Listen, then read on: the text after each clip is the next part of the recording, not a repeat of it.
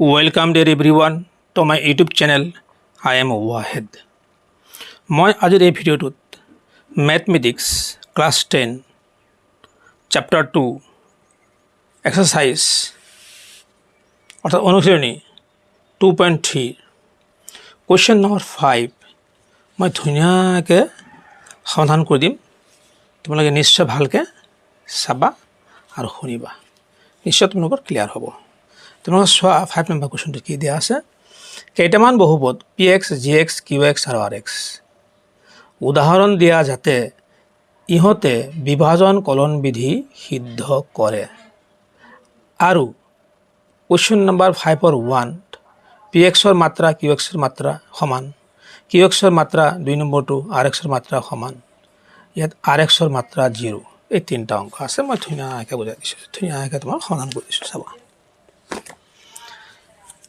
চাবা ইয়াতে px ৰ মাত্ৰা আৰু qx ৰ মাত্ৰা মানে বুজি পোৱা নহয়, মাত্ৰা সমান। মাত্ৰা কাক কয়? 2x এইটো হ'ব মাত্ৰা, 6টো কি হ'ব? মাত্ৰা হয়। যে মাত্ৰাবিলাক সমান থাকে, চলকৰ ওপৰত যি ঘাত থাকে তাকে মাত্ৰা বুলি কোৱা হয়, উচ্চতম ঘাত যিটো থাকে।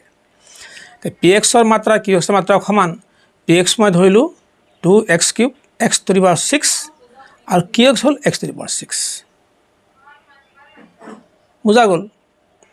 গতিকে এতিয়া আমি চাম, এতিয়া আমি gx ধৰিলোঁ 2, কাৰণ 2ৰে যদি আমি px হৰণ কৰোঁ x³ x to the power 6 থাকিবই, qx ৰ ভাগফল, আৰু হৰণ কৰিলে এইটোকে হৰণ কৰোঁ 0 থাকিব rx, ধুনীয়া মিলি যায়। ইয়াত যদি তোমালোকে যদি x to the power 4 দিয়া, ইয়াত যদি 4 দিয়া তথাপি মিলি যাব, তথাপি একে হ'ব। ইয়াত 2 নিদিয়া, যদি 3 দিয়া, ইয়াত 3 দিলে কথা একেটাই হ'ব। বিভিন্ন ধৰণৰ উদাহৰণ লৈ তোমালোকে কামটো কৰিব পাৰিবা, অংকটো কৰিব পাৰিবা। এতিয়া চোৱা, মই এনেকৈ ধৰিলোঁ, এতিয়া বিভাজন কলন বিধি, ইয়াৰ চোৱা মাত্ৰা px ৰ মাত্ৰা 6 আৰু qx ৰ মাত্ৰাও 6, দুটা সমান হৈ গ'ল। আমি এতিয়া বিভাজন কলন বিধি পৰীক্ষা কৰি চাম। চ' px equal to gx plus qx plus into qx plus rx, px equal to gx into qx plus rx, এইটো চাবা তোমালোকে। এতিয়া আমি gx ৰ মান কি ধৰিলোঁ 2 আছেই, আৰু qx ৰ মান কি আছে আমাৰ 6 x to the power 6 plus rx ৰ মান 0। গতিকে আমি এইটো যদি কৰোঁ 2 আৰু x to the power 6 পঢ়িবলৈ 2x to the power 6 0 নাথাকে। গতিকে pxটো হ'ল না নাই? হ'ল। কলন বিধি ইয়াত প্ৰযোজ্য হ'ল, সিদ্ধ কৰিছে। নিশ্চয় তোমালোকে ক্লিয়াৰ হৈছে এইটো। চাবা কুৱেশ্যন নম্বৰ 2। কুৱেশ্যন নম্বৰ 2ত দিয়া আছে কি qx ৰ মাত্ৰা আৰু rx ৰ মাত্ৰা সমান হ'ব লাগে। তো qx ৰ মাত্ৰা মই ইয়াত কি দিছোঁ? এই qx ৰ মাত্ৰা, qx হ'ল আমি 1 ধৰিছোঁ, rx 0 ধৰিছোঁ। চাবা তোমালোকে ইয়াৰ মাত্ৰা আৰু ইয়াৰ মাত্ৰা একে আছে নাই? আমি ইয়াত চাম qx ইকুৱেল টু 1 মানে 1 x to the power 0, কথা একেটাই। x to the power 0 মানে কি? x to the power 0 মানে হ'ল 1, গতিকে ইয়াত 1 হ'ব। গতিকে আমি তথাপিও চলকটো লগাই দিলোঁ। আৰু rx ইকুৱেল টু 0, তাৰমানে 0 into x to the power 0, তো মাত্ৰা কি হ'ল? ইয়াৰ মাত্ৰা 0, ইয়াৰ মাত্ৰা 0, গতিকে qx ৰ মাত্ৰাও 0 হ'ল আৰু rx ৰ মাত্ৰাও 0 হ'ল। গতিকে মাত্ৰা দুটা সমান হৈ গ'ল। ইয়াত আমি ধৰিলোঁ x to the power 5, x to the power 5, আমি ইয়াত বেলেগ ধৰি হ'ব আৰু তথাপি এনচাৰ একেটাই হ'ব। x to the power x square, x square ধৰিলেও হ'ব, x³ ধৰিলেও হ'ব, x to the power 10 ধৰিলেও হ'ব, কোনো কথা নাই, যিকোনো ধৰণৰ ধৰিব পাৰিবা, অসুবিধা নাই। গতিকে এতিয়া আমি বিভাজন কলন বিধি চাম। px equal to qx into gx into qx plus rx, এইটো কলন বিধি, বিভাজন কলন বিধি। গতিকে gx ৰ মান আমি কি পালোঁ? x to the power 5, qx কি পাইছোঁ আমি? 1, rx কি পাইছোঁ? 0। গতিকে আমি এই 1ৰে এইটো পূৰণ কৰিলে x to the power 5 হৈ গ'ল।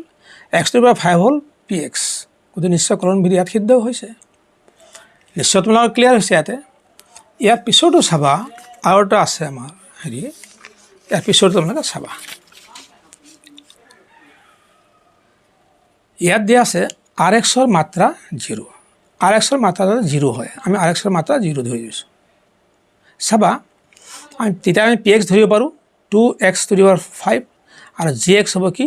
x to the power 5, কাৰণ এইটোৰে আমি যদি এইটো হৰণ কৰোঁ তেতিয়াহ'লে আমি কি পাম 2 পাম কিউ এক্স 2 হৈ গ'ল আৰু ভাগ এক্স 0 থাকে সেইকাৰণে আমি আগতে এইটো 0 ধৰি লৈছোঁ বা ইয়াতো তোমালোকে বেলেগ বেলেগ মানুহ ধৰিব পাৰিবা এনচাৰ একেটাই হ'ব ইয়াত তুমি 5 ধৰিব পাৰিবা ইয়াত এক্স কিউব ধৰিব পাৰিবা ইয়াত তুমি 6 ধৰিব পাৰিবা এক্স টু দি পাৱাৰ 4 ধৰিব পাৰিবা ইচ্ছা তোমালোকৰ ইচ্ছা অনুযায়ী হ'ব এতিয়া 0 ইয়াৰ মাত্ৰা কি আছে আৰ এক্সৰ মাত্ৰা 0 কেনেকৈ হয় আমি 0 ধৰিছোঁ এইটো আৰ এক্স চাবা আৰ এক্স ইকুৱেল টু 0 মানে 0 into x to the power 0 সেইকাৰণে আমি আৰ এক্সৰ মাত্ৰা 0 বুলি কৈছোঁ এইটো হৈ যায় আৰু কিউ এক্স চাবা তোমালোকে 2 আছে 2 মানে 2 into x to the power 0 তাৰমানে এই 2ৰ মাত্ৰা কি হ'ব 0 আৰু 0ৰ মাত্ৰা কি হ'ব 0 কাৰণ এক্স টু দি পাৱাৰ 0 এটা আমি চাম বিভাজন কলন বিধিটো চাম p x equal to g x into Q x plus R X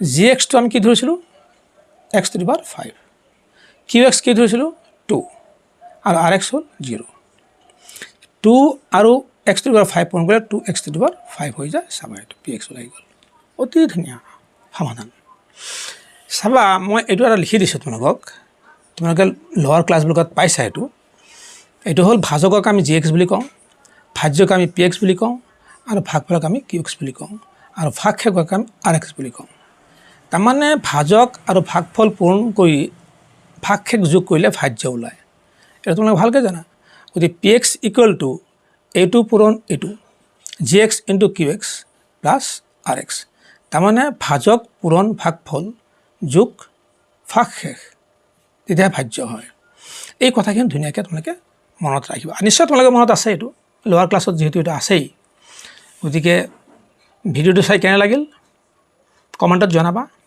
এটা লাইক দিবা বেছিকৈ শ্বেয়াৰ কৰিবা অন্য ষ্টুডেণ্টৰ লগত